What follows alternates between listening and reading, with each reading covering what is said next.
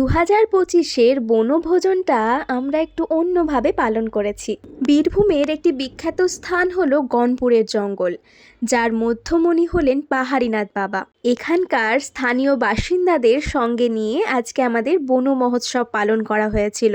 আমার বাবা এবং তার বন্ধুরা মিলে গত বছর থেকে এই বন মহোৎসবের আয়োজন করছেন, আর এইটা দ্বিতীয়বার।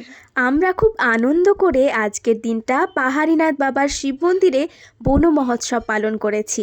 সকাল সকাল শিব পাহাড়ি পৌঁছে সেখানে প্রথমে পাহাড়ীনাথ বাবার দর্শন করি। তারপর সেখানে ব্রেকফাস্টে ছিল মুড়ি, তরকারি আর বেগুনি। তারপর আমরা আশেপাশে ঘোরাঘুরি করি। কিন্তু আমাদের রান্নার জেঠুরা গতকাল থেকে অক্লান্ত পরিশ্রম করে চলেছেন আজকের এই মহোৎসবের জন্য। তারা সব কিছু রান্নাবান্না প্রায় সেরেই নিয়েছিল সময়ের মধ্যে। এরপর ভগবানকে ভোগ নিবেদন করে শুরু হয় আমাদের মহোৎসবের আসল কাজ। বহু মানুষ এসেছিলেন আমাদের এই মহোৎসবে সামিল হতে। আজকে সকলকে তৃপ্তি করে খাওয়াতে পেরে আমাদেরও মনটা খুব ভালো হয়ে গেছে।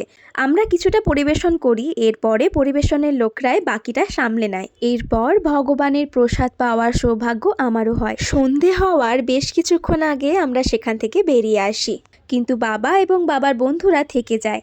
তারা একেবারে সকলকে খাওয়ানো শেষ করে সমস্ত কিছু গুছিয়ে ফিরবে একেবারে সেই সন্ধে।